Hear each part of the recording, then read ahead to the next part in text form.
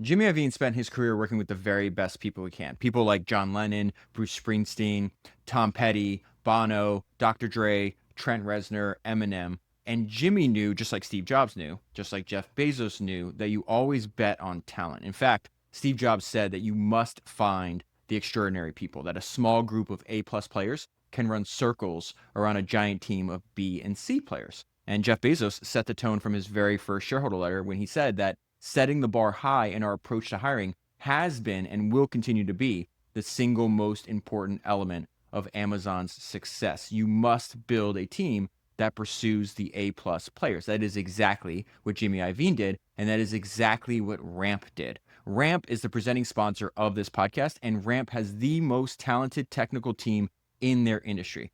Becoming an engineer at Ramp is nearly impossible.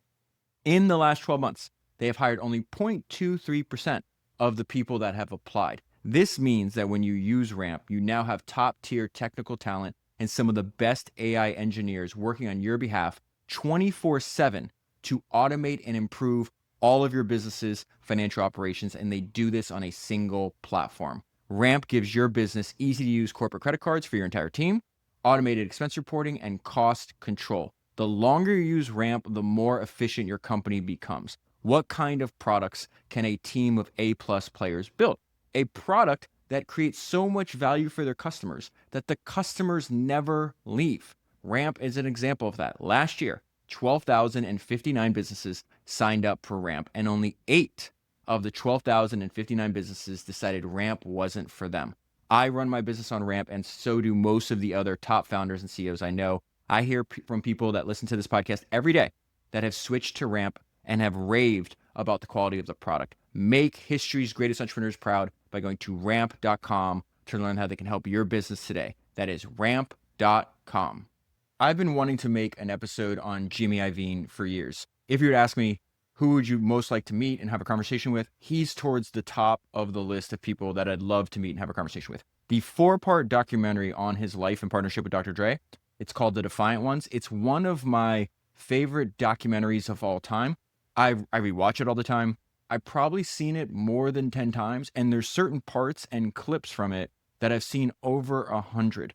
And what is fascinating to me is, like, if you go and search for Defiant Ones, you can read the description of the documentary, and it would say something like, The Defiant Ones tells of the unbreakable bond of trust and friendship between music legends Jimmy Iovine and Dr. Dre, two street-smart men from different worlds who together defied traditional wisdom and transformed contemporary culture in the process. Yes, it is undoubtedly about the life and the partnership of Jimmy Iovine and Dr. Dre over multiple decades. But what I really think The Defiant Ones is about, it is really a documentary about entrepreneurship. So to make this episode for you, I rewatched all The Defiant Ones and I listened to every interview I could find by Jimmy. And because there's no biographies, there's no autobiographies of Jimmy Iovine yet. I would love if he wrote an autobiography. And so then what I did is took notes on all this, combined this into one outline, and that's what I want to talk to you about. And just before we jump in, it's like, one of the reasons he's really special is, like, Jimmy's one of these super talented people that the general population probably don't really know. They're most likely not familiar with him at all. But the top people in his industry know and admire him, going way back from, like, John Lennon, Bruce Springsteen, Tom Petty, Dr. Dre, Eminem, David Geffen, countless other music executives. And so hopefully by the end of this, you'll see why those people and me admire and study and learn from Jimmy Iovine. He's got 2 of my favorite ideas that I've ever heard, which I'll point out to you as we go through this. And I want to start with the fact that he was born in Brooklyn, and his dad, when he graduates high school, the plan was, like, his dad set him up to get him a job at the docks. So Jimmy's dad was a longshoreman. These are the people that obviously move the cargo from the ships to the port and back and forth. And Jimmy didn't want to be a longshoreman. Jimmy does something right from a very young age that's really smart that would actually make Charlie Munger proud. Charlie Munger would always say, invert, always invert. And so Jimmy says, I was thinking not what I was going to do. I was thinking what I wasn't going to do. I wanted to do something that was special. He did not want to have a normal life, just having a normal job. He admired his dad. His dad was his best friend. We'll talk a lot about that. But he didn't want to be a longshoreman. And he didn't have a lot of interest, but one thing that he was interested in from a very young age is the fact that he would sit in his room and listen to music for hours. He wouldn't just listen, he would study it. He says in the documentary that he would read the back of album covers. And so his family at the time says that Jimmy has a skill that will actually come in really handy later on in his life and career, is that he was able to make you a super fan of whatever he was a fan of. And at this time, it was just the people, the music that he was listening to. So through a family member, he winds up meeting this young, talented singer-songwriter named Ellie Greenwich. And it was Ellie Greenwich who got him his first 2 jobs in the music business. And really, that's a stretch to say he was in the music business, because his first job in the music business was sweeping up in the recording studio. Somehow he managed to get fired from that job. She gets him another job in a recording studio. This job comes with a 90-day trial period. Jimmy gets fired on the 89th day. And so he's walking home after getting fired. He calls Ellie and he's crying. And Ellie gets him another job. This one, she got him a job at what will become a famous recording studio called The Record Plant. What I love about Jimmy's ability to tell stories, he will talk about what happened, he'll outline his career and what happened to him when he was younger, and then he'll tell you what the important lesson from that was. And his point was like, hey, when you're in a position to help somebody, you should help them. If you feel they deserve help and they deserve a break, you should do whatever you can to help them. Because he was really talking about Ellie. What would his life have been if the second time he got fired from a recording studio, she decided not to try to help him get another job? That one act by her changed the entire trajectory of Jimmy's life. And it winds up being his first big break, because at the record plant is where he meets Roy Cicala. Roy Cicala is a legendary engineer and producer, winds up becoming Jimmy's mentor. Jimmy talks about this. He says, when I was younger, I was scared to death. I didn't know where my life was going to go. And then I met Roy Cicala and John Lennon, and they gave me a shot. And then I worked with Bruce Springsteen and Patti Smith, and that was my college education. I felt freedom from what I didn't know.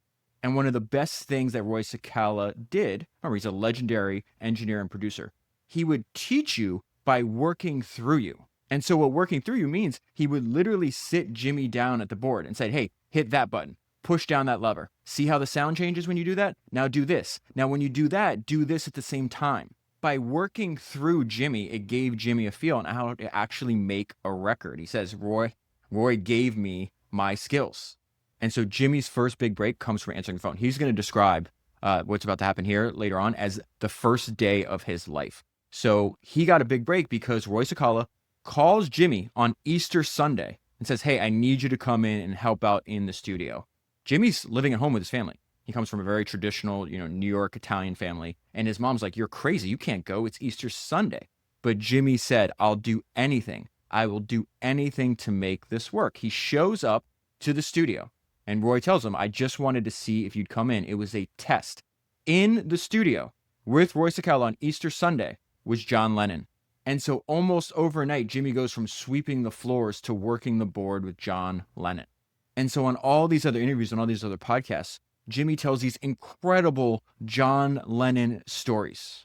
The interview that Jimmy Iovine did with Rick Rubin a few years ago was the best single podcast episode I heard all year. And a lot of the stories that Jimmy tells about this period is just like taking this extremely serious, doing whatever was necessary not to get thrown out of this room. Remember, he had already been fired 2 times before. And he says, listen, I was just like, how do I not get thrown out of this room? Because I've been thrown out of a few rooms. I was sweaty. He's talking about being very, very nervous. How could you not be nervous?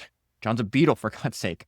I'm sweaty. How can I just overdo it? How do I just serve? How can I be of service? I learned, and he talks about, not only running the board, setting up the mics, making sure the sound's good. He's like, I learned how to make John Lennon's tea. I got so good at making John Lennon's tea, he wouldn't let anybody else make it. I timed it exactly right. The way I am about everything, I was about that fucking tea. And so this is another example of somebody further down the line, more successful, trying to help Jimmy. He says, John Lennon would just give me a shot on anything and everything. It wasn't because I was talented. It's because he liked me and he felt he could trust me.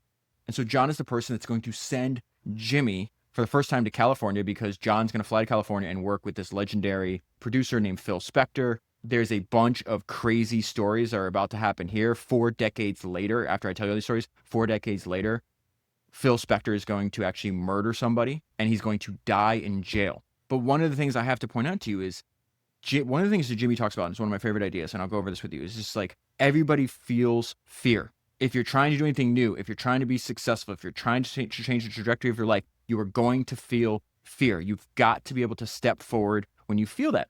And I want to give you some background here. John Lennon puts Jimmy Iovine up at the Beverly Hills Hotel. Jimmy Iovine is 20 years old. He had never been on a plane before. He had never stayed at a hotel before. And now he's going to find himself in a room and have to figure out a way to help two of the most well-known people in the music business. And this is where he just tells crazy stories. So he sets everything up. It's very difficult to get the sound exactly right. Phil Spector shows up at the studio. Jimmy's already been there, for hours and hours and hours. And Phil Spector walks into the studio. He's wearing a white butcher coat and he's got 2 guns strapped to his chest. Remember, this is a guy who 4 decades later is going to murder a woman at his house and die in prison. And so Jimmy is telling a story. Remember, he's 20 years old, has no experience, has a lot of fear, has a lot of insecurity. He said it was complete chaos. Phil was yelling at people. He was calling Cher a whore. Cher was in there singing backup. There was alcohol, gallons of alcohol. They're drinking the whole time. Phil Spector is yelling at everybody and is crazy. We have to record for 3 weeks like that. One day, Phil comes in, goes to the bathroom in the recording studio and starts shooting the bathroom up. Another day, David Geffen shows up at the studio. At this point, David Geffen is dating Cher. So 20-year-old Jimmy Iovine, who has no experience, a lot of fear, a lot of insecurity, finds himself in a tiny, tiny room, and he's got David Geffen behind him and Phil Spector next to him. And Phil is drunk and chaotic and yelling. And so he tries to start yelling at David Geffen, and this is the way Jimmy tells the story. Phil is yelling at David, so David says something very David. David says, I don't know about you, but right now I have the number 3, 4, 5, 7, and 8 top songs in the country. This induces Phil into a state of rage, and Phil decides to try to attack him physically. He says Phil jumps into a karate stance, which made me laugh. And what also made me laugh is Jimmy's interpretation of this. Remember, Jimmy's from Brooklyn. He grew up in a rough neighborhood, and now he's around all these famous and really successful people, and he goes, oh, these people do this too? This is stuff I see back in Brooklyn. And so the main point here, and what I really thought about is as he's telling these stories, and I was watching the documentary and listening to these interviews, like, imagine being this young kid that you have to work through this. You have to work through all this. You're in a very turbulent environment. And if you fuck this up, it's not like you're going to get another chance. And so that leads me to one of the 2 favorite ideas of Jimmy Iovine that I mentioned earlier, and the fact that you need to use fear as a tailwind. This is what Jimmy says. Fear's a powerful thing. It's got a lot of firepower. If you can figure out a way to wrestle that fear to push you from behind rather to stand in front of you, that's very powerful. I always felt that I had to work harder than the next guy just to do as well as the next guy. And to do better than the next guy, I had to just kill it. That is still with me in how I work. I just go in. And he would say over and over again, you have to train yourself that anytime you feel fear, you have to take a step forward. And I think one of the most important things, definitely, Jimmy talks about this over and over again. It's like one of the most important and influential relationships he has in his life is with his father. And I absolutely love what Jimmy's father did for him. His father gave Jimmy confidence. And this is what he said about his father. My father was a real cheerleader. He always told me, whatever room you go into is better because you are there. So I never felt no one wants me here or I don't belong. And I think that's really important because Jimmy said in another interview that when he was younger, like I had a lot of insecurities and a lot of fear. I was one of those guys like, oh man, I hope they don't hit the ball to me. And so he gets to work with Bruce Springsteen. There is so many great ideas that he learns from Bruce, but I think the 2 most important ones is the fact that this for the first time in his life, he sees what a real work ethic looks like. He says over and over again, I learned my work ethic from Bruce. And then the second most important thing that comes out of this is the fact that they become lifelong friends. This is like 1975 or something like this. I think Bruce is like 80 now. Jimmy's in his 70s and they're still friends. And so the way I think about what Jimmy is about to witness here is, I can summarize this in one of my favorite maxims. Mediocrity is always invisible until passion shows up and exposes it. Jimmy says, Bruce Springsteen taught me a work ethic. Bruce taught me that you don't stop until you get it right. Bruce's parts in the documentary about this time are some of my favorite ones. There's a bunch of quotes I want to read to you. He says, if you want to accomplish what hasn't been accomplished before, you have to be relentlessly and unapologetically determined. You had two kinds of guys that we ran into at that time. They're the kind of guys that wanted to go home at 5 o'clock, and their interest in what you were doing didn't exceed the normal day for them. And those guys never lasted. Because when you're trying to push the boundaries on things, and when you're trying to move into different types of frontiers, you need to be surrounded by people who really believe in what you're doing.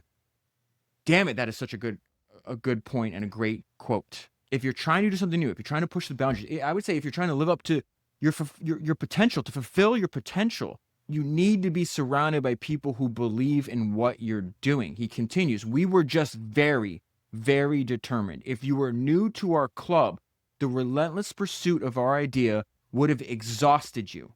It was simply understood that you were there because you believed what we were doing was worth it. And so all these people are talking about what it was like working with Bruce back then. And he says that Bruce would simply lose track of time. Bruce said, we spent 3 weeks trying to get drum sounds right, which is indulgent, but sometimes you need to be indulged. Jimmy talks about this, that Bruce would stand over him and say one word over and over again. Stick, stick, stick. And what Springsteen meant by that is like, hit it again. The drum was not producing what he called size and power. It is producing the wrong sound. It is not good enough. So do it again for 3 straight weeks. And then Jimmy has this great quote from Bruce Springsteen. There's quotes sometimes where a person reveals their inner belief, and they can do it in a sentence or a handful of sentences, and you immediately understand who that person is. And this quote is the most important quote for me.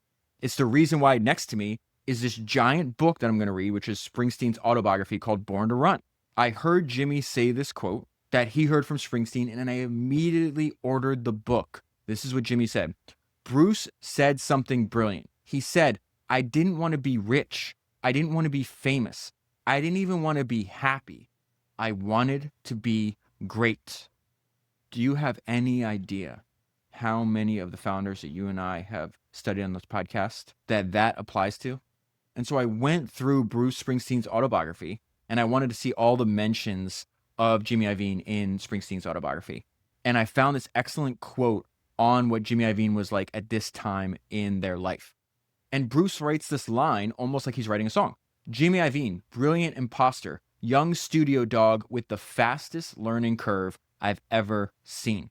So Bruce is applying relentless pressure on top of a young Jimmy Iovine. He says Jimmy would fall asleep at the soundboard. He was under so much pressure and so sleep deprived, he almost quit. And then Bruce's manager gave Jimmy some of the most important advice. This is when Jimmy thought he couldn't take it anymore, and he tried to quit. And Jimmy said this is one of the most important things that anybody ever told him.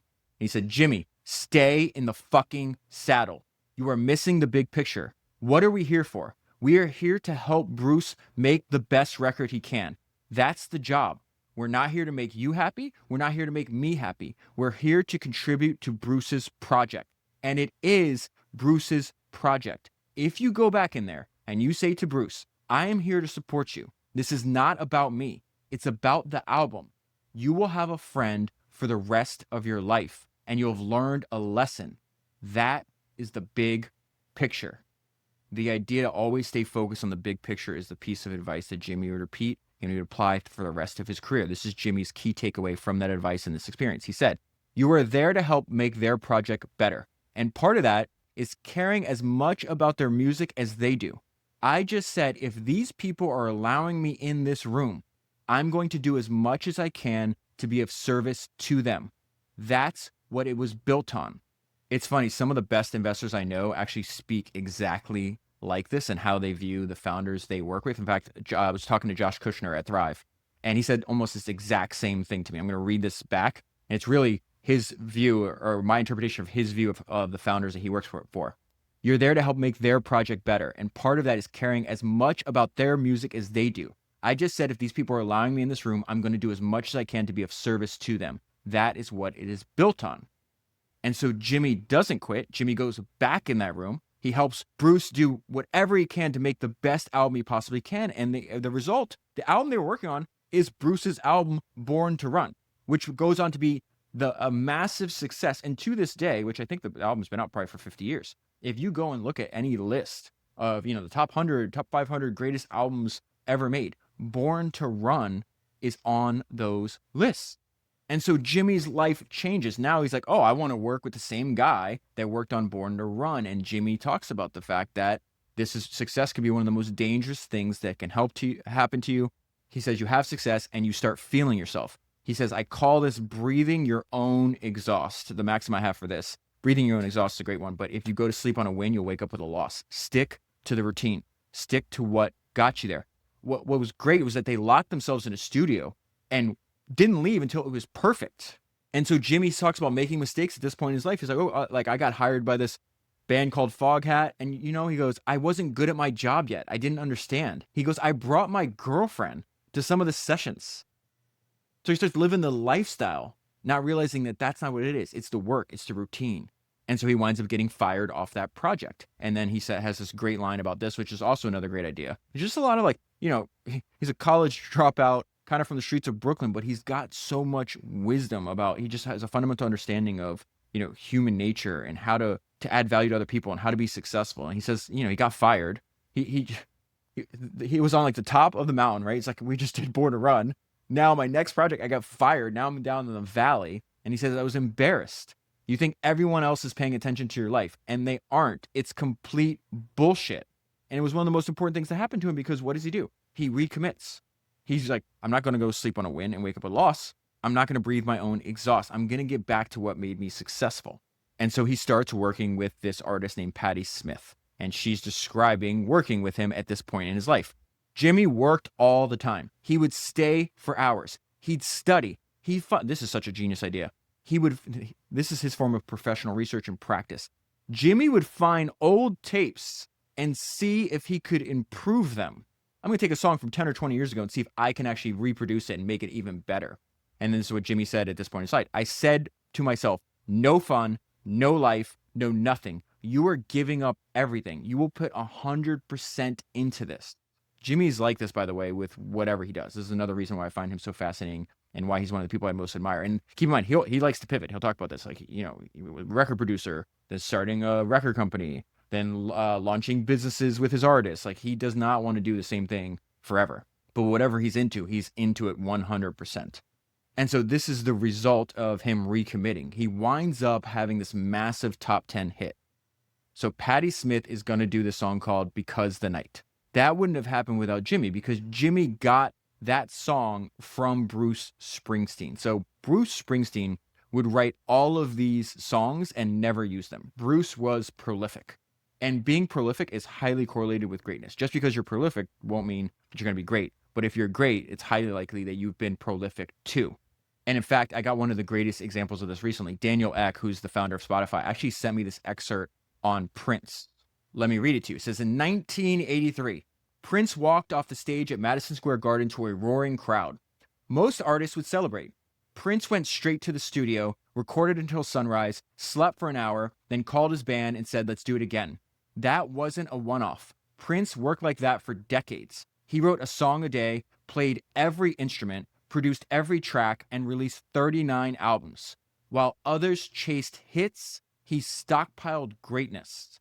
By the time he died, his vault held over 8,000 unreleased songs, enough for a new album every year for the next century. Prince didn't just master music, he let it consume him. That's what made him immortal. And so Bruce Springsteen was like that too. Bruce talks about Jimmy Iovine convincing him to give one of his songs to Patti Smith. This is what Bruce said. There is the talent of Jimmy Iovine. He eases in and he greases the wheels so things happen at a certain moment, and Jimmy Iovine works his magic. Bruce gives the song to Jimmy. Jimmy gives the song to Patti Smith. Patti Smith writes some more lyrics to it. It's called Because of the Night. I also went back, and every time they mentioned some of these songs they made, I went and listened to them. The song's like 50 years old. Still sounds great. And it becomes this massive hit. And then I loved Patti talking about what it was like working with Jimmy. Again, going back to, It's an act of service. I am there to make your project better. I'm there to do whatever I can to help you. If that means being stuck in the studio for 3 weeks, hearing Bruce Springsteen say stick, stick, stick. If it means making John Lennon's tea, it doesn't matter. There's no ego involved.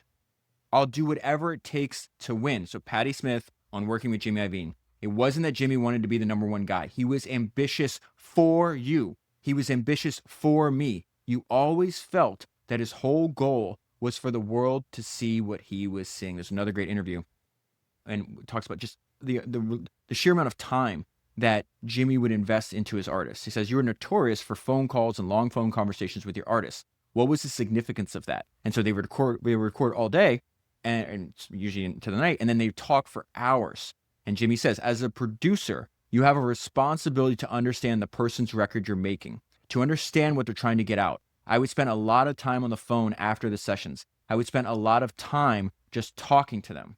That's another piece of just very simple and profound wisdom. Take some interest in other people. It takes time to deeply understand anything. People are no different. And so now another example of opportunity handled well unlocks more opportunity. Tom Petty wants to work with him. And so Tom Petty does a great job in the documentary. And he gives us a lot of good insight into what Jimmy Iovine's like and what it's like working with him. He's like, listen, Jimmy is very, very convincing. He's very, very persuasive is what Tom said. And he says he's also obsessed. And so another reoccurring theme that this advice that Jimmy gives out, and I think, obviously he said part of the way he learned this is through Bruce Springsteen. It's just like, you don't just record a song once. You don't just do it 5 times. You do it 100. You do it 200 times. He later on works with Bono and U2. I think they said in the documentary, like one track, they recorded 250 times. And so Tom Petty says, Jimmy became so obsessed with getting the right take on a song that we did over 100 takes. I think we should do more, Jimmy would repeat. Let's do more. And so 2 of the songs they make are the songs called Here Comes My Girl and Refugee. And this was hilarious. Says, this is Jimmy talking now. Tom played me the songs Here Come My Girl and Refugee. I looked at Tom and said, get another 8 songs quick because we're done. We're going to be millionaires. Tom thought that was such a strange thing to say about a song. And then one thing they notice is it's not just creating the work. Jimmy was also really good at marketing, one of the best marketers I've ever come across. They call him a tornado of promotion. He wanted to have influence. He wanted to have control on marketing because he says the problem is you'd come to these record executives and you'd play them like the new Tom Petty song or the new Bruce Springsteen song. And they would just say the dumbest shit. They're like, yeah, that doesn't really sound like your last record. And hearing that in the documentary, this induces Jimmy into a state of rage. He goes, and Jimmy would say, of course it doesn't sound like the last record. It's not supposed to sound like the last record. The whole concept is to not sound like anybody else. Jimmy just didn't want to make a song like everybody else. In fact, he has a great line. He says, great is success. That is the North Star. Make something great. If you can do that, then after that, you can figure out how to get exposed to more people. But the first thing is great is success. And that applies to not only the products and the songs that Jimmy wanted to work on and to make, but it's who he wanted to work with. Tom Petty just nails what was one of Jimmy's superpowers. He says one thing about Jimmy Iovine is he's always known which people to hang around with. That is spooky because Steve Jobs said literally the same thing about himself. Steve Jobs said, I think I've consistently figured out who the really smart people were to hang around with. You must find extraordinary people. And so one of the main things I take away from studying Jimmy Iovine is like Jimmy worked with the best. You always bet on talent. He worked with John Lennon, Springsteen, Tom Petty, Dr. Dre, Eminem, Trent Reznor. He's going to talk about this over and over again. He's just to find the best people and then he just empowers them. He talks about this like producing the producers is I think the way he puts this. I'll get to this in a little bit. So, but he's also, you can see he's a learning machine. Remember what Bruce Springsteen says? He's like, guy's got the goddamn fastest like learning curve of anybody I've ever seen. So he's like, okay, well, what did I do last time? I built a relationship with Bruce Springsteen. This guy's prolific. He's writing all these songs he's not using. I said, hey, this is a good song. You're not using it. Can I give it to Patti Smith? Tom Petty, same thing. Very prolific. Writes all these songs. Doesn't use, not even half of them. So he takes the idea that worked with Patti Smith and where he convinces, Bruce Springsteen to give one of the songs. And he says he's starting to work with Stevie Nicks, who is super famous. I think she was in this band called like Fleetwood Mac, but now she went on her own. And so Jimmy starts producing her records, her new solo album, and he's also dating her at the same time. And he realizes that Stevie has great songs, but she doesn't have a single. and he found a song that Tom Petty had that he wasn't using. And this is going to be the song called Stop Dragging My Heart. He convinces Petty to give Stevie Nicks the song and perform on the record. And Tom Petty has this hilarious description of Jimmy Iovine's sales pitch to him. He's like, give her the song, and this is gonna buy you a house. Which again, Tom thought was just like a weird thing to say about a song. So that song, Stop Dragging My Heart Around, becomes a massive hit. It goes to #1 on the charts. And I love what Jimmy says here about this time in his life. And this is how I feel. I resonate with his story. And this is the great thing about, you and I going over these stories all the time. It's like, yeah, we're learning about other people, but we're really seeing reflections of ourselves. The same kind of ideas that resonate with them. We see, oh, that resonates with me too. And this is one of them. He says, I only knew one thing, that every time I went back to the studio, I felt better and my life would get better. It was that simple. This idea really resonates with me. And I think, just think about what he's saying. Just focus on making a great product, and that product should make somebody else's life better. That's step one. Then you find a way to keep making a greater number of other people's lives better, and your own life will get better automatically. Jimmy Iovine was fundamentally uncomfortable with anything else but being in the studio. And part of this is because he's one of the most relentlessly competitive people you ever come across. He's insanely driven. In fact, they said, this is Doug Morris on Jimmy, he says, after everything is said and done, Jimmy wants a win. So he's super focused, only wants to be in the studio. How does a super focused workaholic date? So he winds up meeting, which is going to wind up being his first wife. And his first wife, this is actually a really important part of the documentary, and I'm going to bring this up several times, of like, how do you have personal relationships with, people like a Jimmy Iovine or a Dr. Dre, or really any, super driven workaholic. Somebody just like is chasing after somebody is on something that's so important to him, is on a mission, that they have a hard time taking time away from that. And we see this from the very first time. Jimmy's going to wind up being married to his wife for 25 years. They have 4 kids. Unfortunately, it ends in divorce. And there's a lot of lessons I'll go over about that later. But there's kind of an indication here. And so his first wife says, I met Jimmy at a party. This is a paragraph. This paragraph is a great summary of his personality. I met Jimmy at a party. He said, if you give me your phone number and I remember it, can I call you? He called me 10 times the next day. For our first date, he sent a limousine to pick me up. Inside were napkins with my name printed on them, but he's not in the limo. Then I realized we're on the way to his house to pick him up. That should have been my first indication he doesn't want to wait for people. And so Vicky is a model and a Playboy playmate. She's a TV host.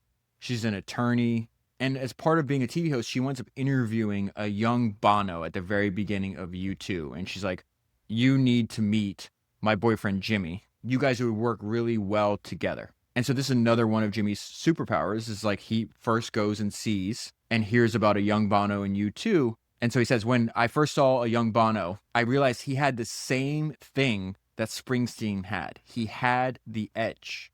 This identifying of the very best people to work with is really important. Why is this important? Because just what Jimmy said, you're only as good as the artist that you're working with. Any producer who says, I did this and I did that is full of shit. 99% of what's going on in the studio is the artist.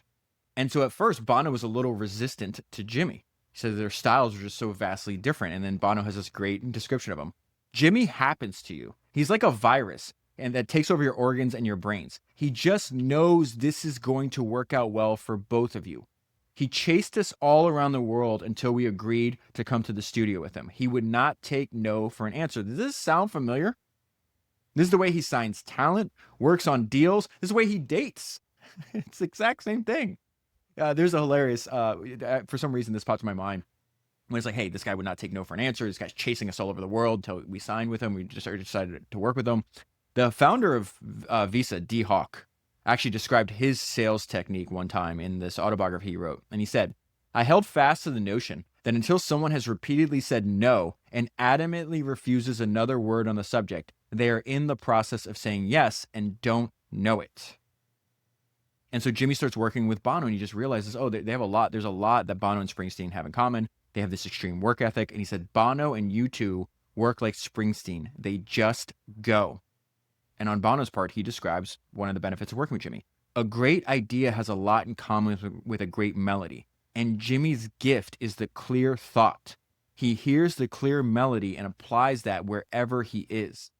So he starts out as an 18, 19-year-old kid sweeping the floor in a recording studio. We are now now he's 31 years old. So we're 12, 13 years into his life. He's had massive success. And then the single worst day of his life occurs. He says in 1984, I went with my father to his father's funeral. The next morning, I flew back to LA.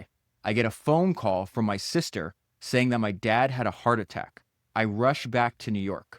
6 weeks later, my father's mother died. 2 days after that, my father died.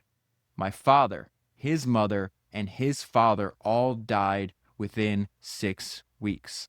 The day that my father died was the worst day of my life. It is still the worst day of my life. We were very, very close, and I had no idea he was going to die. He was my best friend in the whole world. He is still my best friend in the whole world. He's destroyed. He's lost. At the same time he loses his father, he starts his own family. Winds up marrying Vicky. They have their kid, their first child. And he realizes, I need a pivot. I can't do this anymore. He's starting to love business more than producing. And so Jimmy talks about this point in his life. He says, I was focused and miserable. I was working 24 hours a day. I never did anything other than work. I didn't want to do anything other than work. I wanted to stop producing records. I was 18 years in and I was burnt out. I didn't want to be out all night producing records and not see my kids. And so Tom Petty, who was good friends with him at the time, says Jimmy's heart was in the business. He had a calling. His calling was to be a great businessman. Even though he was a great producer, he was an even better entrepreneur. And that is exactly what happened. And so we go back to this reoccurring theme in Jimmy's life, seeking out people that are willing to help you, that are further down the line, they're willing to teach you and reach back and help you. So he sees that David Geffen sold his company. And Jimmy has this great observation. He's like, wait a minute. I think he does what I do, but he just made all this fucking money. So I went to see David Geffen to seek his advice. So I said to David, hey, I want to start a record company. And Geffen told me, you should do it. There are a lot of record people a lot dumber than you are, which I thought was hilarious. But Jimmy's response, I was like, that was actually inspiring for him to tell me that. And he says, I've always been a fan of David. We became friends, and he just constantly stayed in my life, and it helped me. David Geffen taught me the art of business in music. I was going in not knowing anything about business. And again, this is what Geffen says about Jimmy. If people think you're serious, right, and you're easy to understand, they will help you. John Lennon understood that Jimmy was serious. Bruce Springsteen understood that Jimmy was serious. Geffen sees the same exact thing. He says, my first impression of Jimmy was that he was a sponge. He picked up everything he heard or saw. That sounds exactly like what Bruce Springsteen realized about Jimmy when he first met. Now we're just 15 years or 18 years later. So this is the big push. This is when Jimmy decides to found his own record label. He's going to start Interscope Records, which is going to become one of the most successful record labels of all time. So after David Geffen sold his record company, I think he sold it for like 400 or 500 million, something like that. There was a ton of people realizing, oh, wait, I need to start my own record label, just like Jimmy had that same realization, right? And so Jimmy needed to find his edge. And I thought his observation here is really, really brilliant. What is the edge for Interscope going to be? And so Jimmy says, I didn't feel comfortable around executives. I felt comfortable around artists and record producers. Producers know how to get the best out of artists. So I found my niche. I got to find great producers and I'll produce them. One of these is going to be Trent Reznor, the lead person in this band 9 Inch Nails. So at the time, 9 Inch Nails was signed to an independent record label that they absolutely hated.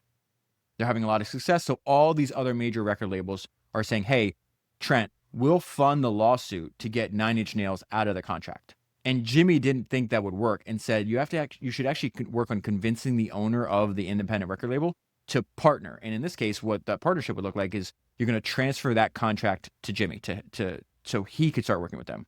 And the way that Jimmy did this was very interesting. And I think it also talks about why he was so talented.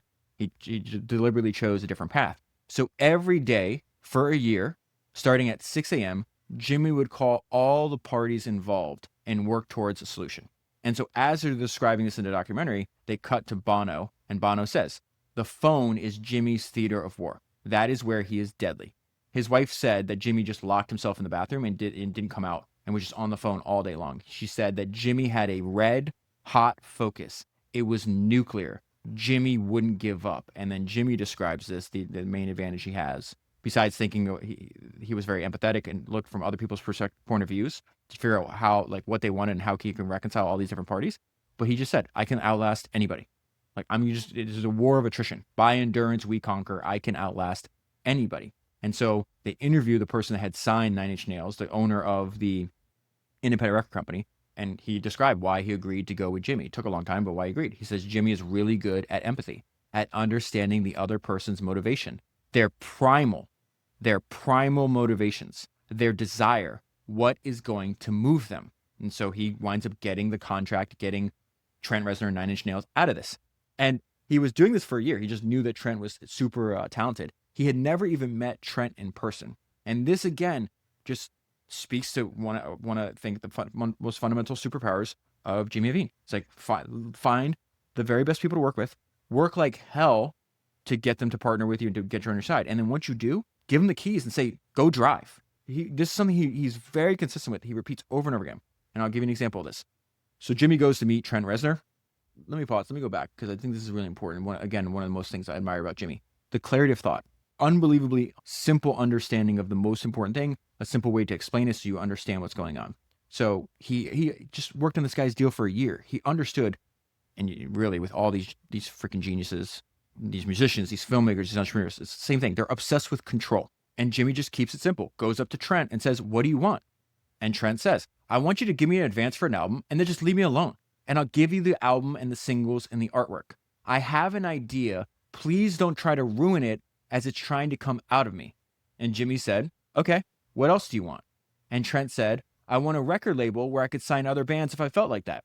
And Jimmy said, okay, what else do you want? And I couldn't think of anything else. And so from another interview, Jimmy talks about this. He goes, listen, I come from a place where the artists get to do exactly what they want and no compromise. I'm not going to sit down there and tell Tupac or Trent Reznor, why don't you change the lyrics or change this or change that? That is a bunch of bullshit. When you have great artists, when you have great talent, what you do is you give them the keys and you say, drive. And so at this point in Jimmy's life, he has now pivoted. He does not want to produce records anymore. He wants to make a successful record company. And this is what I mean. He just always keeps the main thing. This is how they describe him at this time. Jimmy had this mad, obsessed focus on the big picture. Remember the advice he got 15 years ago when he almost quit on Springsteen. Focus on the big picture. The big picture is we're going to make the best record label in the world. And he had an actual, like almost everybody you and I talk about, he had inspiration from somebody that did what he was doing, but did it in the past. So 20 years earlier, he's like, hey, what I wanted to do is I wanted a record company in the spirit of Atlantic Records in the 1970s.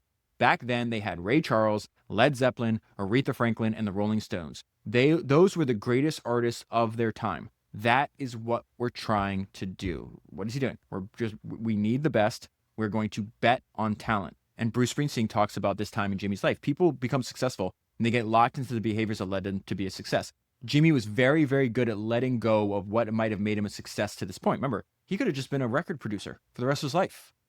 He's willing to shed that and to go for something else. He is not afraid to partner with other visionary people. Jimmy's career is based on a tremendous lack of fear of moving forward. And then Jimmy has a meeting that changes his entire life. Jimmy's going to describe for us the first time that he met Dr. Dre. Dr. Dre comes into Jimmy's office to play his album, The Chronic. The Chronic has not been released yet. It'll go down to be one of the greatest hip-hop albums of all time. And this is how Jimmy described it. It was one of the greatest recordings I'd ever heard.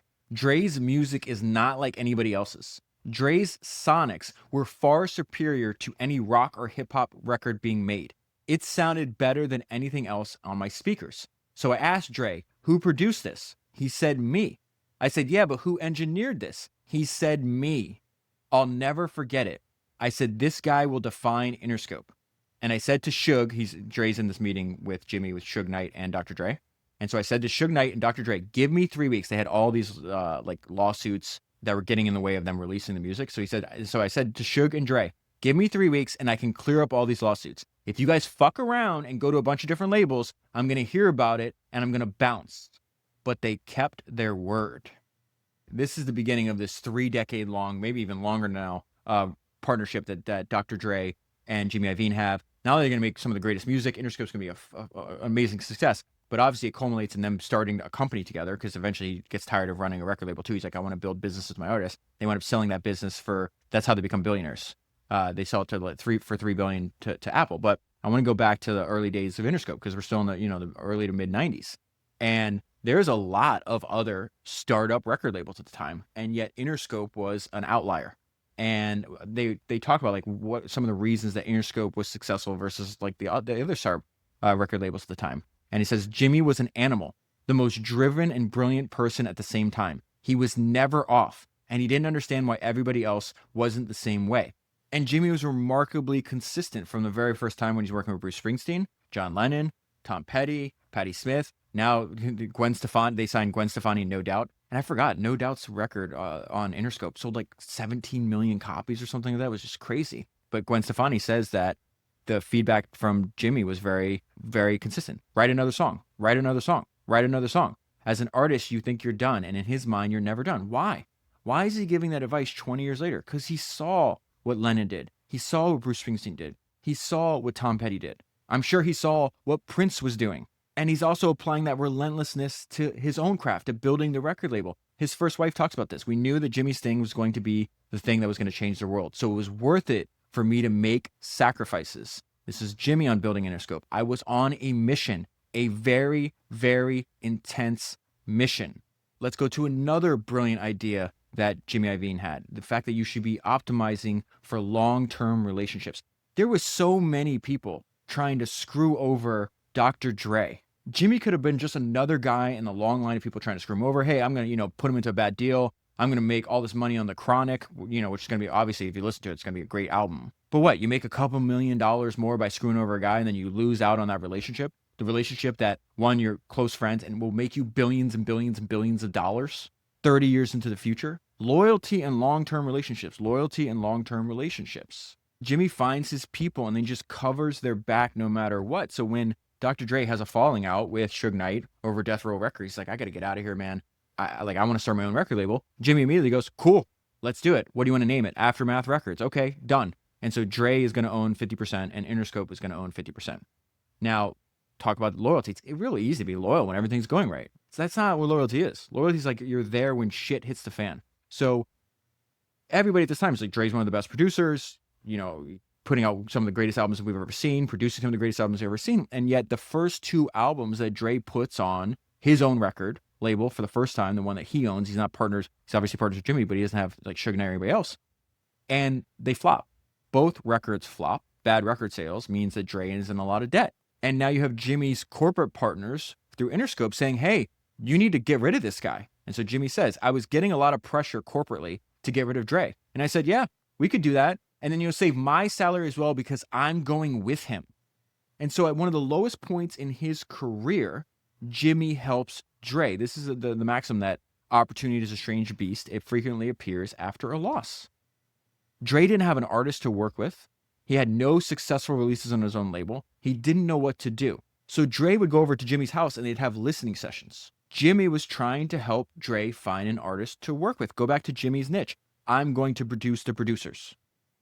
So Jimmy throws in a tape. Jimmy plays the tape and Dre says, what the fuck and who the fuck is that? The answer to that is Eminem. It is a demo of Eminem that Eminem handed out at the Rap Olympics to someone that worked for Jimmy. Think about this. People are telling Jimmy to ditch Dr. Dre because he had 2 projects fail. Ditch him right before Dre is going to help develop the artist that will go on to be the best-selling rap artist of all time, top 10 best-selling of all musicians of all time. And so then Jimmy says one of the greatest things about this. Great can come from anywhere. Great can come from anywhere. Eminem was growing up poor in a trailer park in Michigan. And so Jimmy says, we weren't looking for a white controversial rapper. We were looking for great. Again, Jimmy is very consistent. Great. Go for great. Great talent. Great products. Great marketing. And so Dre starts producing Eminem. Eminem's first few albums are some of the best-selling, I think the best-selling rap albums of all time. And he's getting all kinds of attention. And he's saying a lot of controversial things. And so he's getting boycotted. There's pressure on Jimmy to like police the lyrics. And yet, even though throughout all this controversy that Eminem was getting at the beginning of his career, Jimmy was consistent. He said, let him be him. And it is during this time that Jimmy describes why he said that he says, my second favorite idea of his. So when I say that I've watched certain parts of this over 100 times, the pushing through fear and using it as a tailwind instead of a headwind was the first one. This is the second one. I feel like I should make a poster with this quote and hang it on the wall. And this is what Jimmy said. I don't give a fuck what anyone thinks. When you're a racehorse, the reason they put blinders on these things is because if you look at the horse on the left or the horse on the right, you're going to miss a step. That's why those horses have fucking blinders on.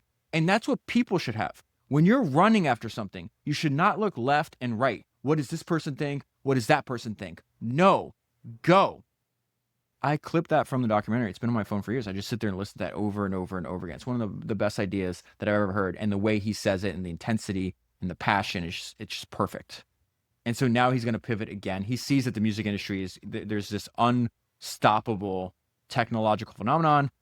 It's going to go from selling CDs to iTunes to eventually streaming. He says something like, I don't want to be the guy that sells the last CD. And so his next pivot is, hey, I want to build businesses with my artists. But at the same time this happens, he gets divorced. And I think this is actually one of the most important parts for founders. I actually had dinner with a friend last night, and a large part of our discussion was around this, the tension that he feels between the focus and drive for his work and his wife essentially wanting him to be just why can't you be more normal? And I think this part where Jimmy Iovine's ex-wife Vicky describes exactly what it's like to be married to people like this. And she says, look, this is what we married.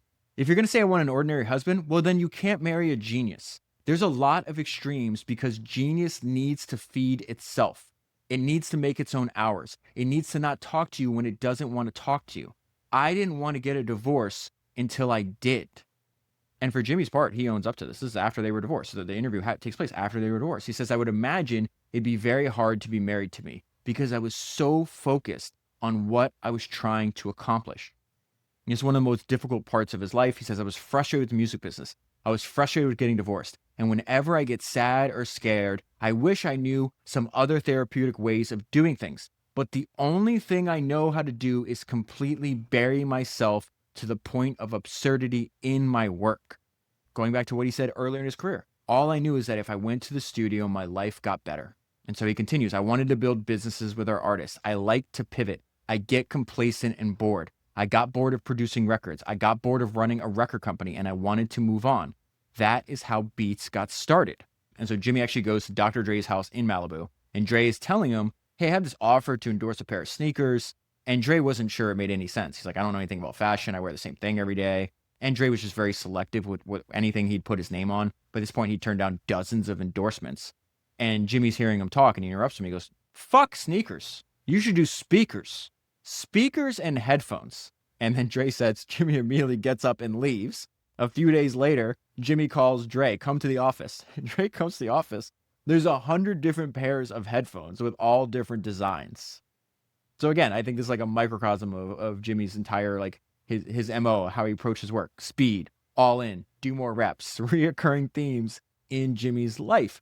And so this is also the marketing genius of Jimmy Iovine, because he's talking about the positioning of the headphone market at the time. He's like, this doesn't make any sense. The most popular one are Bose, right? And what are they? They're noise canceling headphones. And Jimmy says, we don't want to put you to sleep. We want to make you move. We were looking at it as motivation. We looked at it as emotion. We wanted to sell you something that would get you off your ass. And so Jimmy's idea for distribution was very simple. If we get our headphones on the best musicians, and then later they do the same thing for athletes, that will cause people to try them. And then the great sound will get them to stay. Again, go back to that clarity of thought that Bono mentioned was obvious about Jimmy when he met him. And then Jimmy was absolutely relentless. Everywhere Jimmy went, he would carry the headphones with him. Every single meeting, he'd say, hey, any person he met, he'd have you make you put on the headphones, and then he would take a picture. That is the marketing. And Jimmy says, I was obsessive about it. Jimmy insisted that you put Beats in all of your music videos. And then he courted controversy. Jimmy was so successful at getting athletes to wear Beats headphones that Beats were banned from both the 2008 Olympics and the NFL because Beats wasn't one of the official sponsors. Again, that's just another idea from history. When the first Michael Jordan shoes, the Jordan brand shoes came out, the NBA tried to ban them. They would fine Michael for wearing them. Nike would pay the fine. that generated all this attention. And I think they wanted to, make like a couple $1,000,000. I think the idea was like, we're going to sell $3 to $4 million worth of shoes by the fourth year. And I think the first year they do over 100 million. This just works. And so in addition to making headphones, this is when Jimmy's like, oh, I see what's coming. Like, I don't want to be the last person to start to sell a CD. He starts the Beats music streaming service. A few years after that, Apple buys both the streaming service and the headphones for $3 billion. Now, what's fascinating about that is as he was working on the deal, he was very secretive. So he told Dre, don't move, don't go anywhere. This absolutely can't leak. Obviously, Apple's known for being super secretive. And then Dre goes into the studio one night, gets drunk with this guy named Tyrese. Tyrese films a video of them in the studio drunk talking about the fact that Dre is now a billionaire. And Jimmy couldn't believe it. He was worried it was going to spike the deal. Wound up not spiking the deal, but what Jimmy told people at the time about, hey, are you upset at, what Dre did? He's like, yeah, I'm obviously upset. But again, loyalty and long-term relationships, Jimmy said, but this is the horse I rode in with. I ride or die with Dre. And so after a few years, he decides to pivot again, and this time he pivots into retirement. This is what he says. I was very driven to the day that I retired, and that is why I retired. I didn't want to be driven anymore, and it was a conscious thing. Bruce Springsteen asked me, how come you're going to retire? I said, look, man, I just left Italy with you. 80,000 people yelling, Bruce, Bruce, Bruce. Yeah, if they were yelling Jimmy, I wouldn't retire either. But I talk to scumbags all day, and I don't want to do that anymore. And so then finally, looking back on his life, he's asked, do you have any regrets? And he gives excellent, excellent advice. So do you have any regrets? I don't have a rearview mirror. With the rearview mirror, you're taking victory laps, and those are a waste of time. I'm more like, let's go. What's new? What's tomorrow? That's what I was always about. So I made a lot of mistakes. Who doesn't? But I don't care about the mistakes. I don't look at life like that. I took the rearview mirror out of my car a long time ago. And for me, that parting advice is just like what he said earlier. When you're running after something, you should not look left and right. What does this person think? What does that person think? No. Go.